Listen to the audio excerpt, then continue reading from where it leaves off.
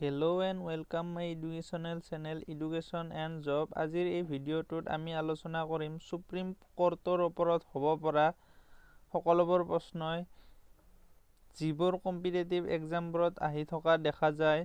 যদি ভিডিঅ'টো ভাল লাগে লাইক কৰি বন্ধুৰ লগত শ্বেয়াৰ কৰি দিব আৰু চেনেলটো যদি নতুনকৈ চাই আছে প্লিজ চেনেলটো সাবস্ক্ৰাইব কৰি ঘণ্টা বটনটো অন কৰি থব যাতে মই দিয়া ভিডিঅ'বোৰ আপোনালোকে পোনপ্ৰথমতে চাব পাৰে। আহক আজিৰ ভিডিঅ'টো আৰম্ভ কৰোঁ।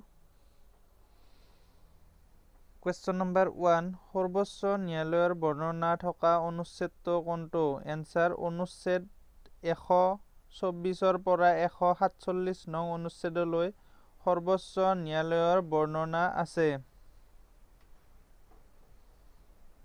কুৱেশ্যন নম্বৰ 2 সৰ্বোচ্চ ন্যায়ালয়ৰ ন্যায়াধীশৰ সংখ্যা কাৰ দ্বাৰা বৃদ্ধি কৰা হয়? এনসাৰ সাংসদৰ দ্বাৰা।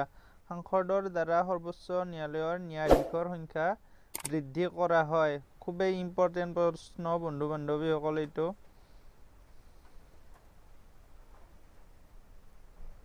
কুৱেশ্যন নম্বৰ 3 সৰ্বোচ্চ ন্যায়ালয়ৰ ন্যায়াধীশৰ কাৰ্যকাল কিমান বছৰৰ হয়?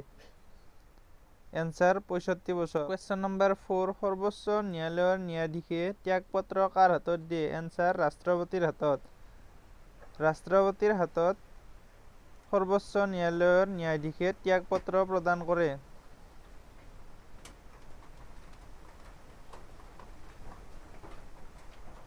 কুৱেশ্যন নম্বৰ 5 সৰ্বোচ্চ ন্যায়ালয়ৰ ন্যায়াধীশৰ দৰমহা কিমান? এনসাৰ 2,80,000 টকা সৰ্বোচ্চ ন্যায়ালয়ৰ ন্যায়াধীশৰ দৰমহা।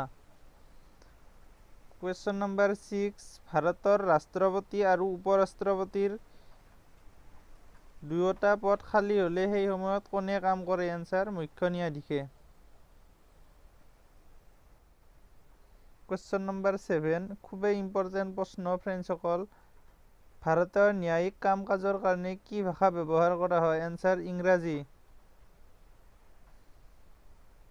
কুৱেশ্যন নম্বৰ 8 ভাৰতৰ প্ৰথম মুখ্য ন্যায়াধীশ আছিল? Answer Hiralal J Kania. Important হয় প্ৰশ্নটো। কুৱেশ্যন নম্বৰ 9 আজিৰ ভিডিঅ'টোৰ শেষৰ প্ৰশ্ন ভাৰতৰ 46তম মুখ্য ন্যায়াধীশ কোন? এনসাৰ ৰঞ্জন গগৈ। এখেত অসমৰ। গতিকে আজিৰ ভিডিঅ'টোত এইকেইটা প্ৰশ্নই আলোচনা কৰা হ'ল। যদি ভিডিঅ'টো ভাল লাগিল প্লিজ ভিডিঅ'টো লাইক কৰি বন্ধুৰ লগত শ্বেয়াৰ কৰি দিব যাতে মই দিয়া ভিডিঅ'বোৰ একাদিক্ৰমে আপোনালোকে চাব পাৰে। ইয়াৰ আগতেও মই এনেধৰণৰ ভিডিঅ' আপলোড কৰিছোঁ যিবোৰ প্লেলিষ্টত সজাই থোৱা আছে, তাত গৈও আপোনালোকে চাই ল'ব পাৰে। চেনেলটো নতুনকৈ চাই আছে যদি প্লিজ চেনেলটো সাবস্ক্ৰাইব কৰি ঘণ্টা বটনটো অন কৰি থব যাতে মই দিয়া ভিডিঅ'বোৰ আপোনালোকে চাব পাৰে। অন্য এটা ভিডিঅ'ত লগ পোৱাৰ আশাৰে আজিলৈ ইমানেই। Thank U.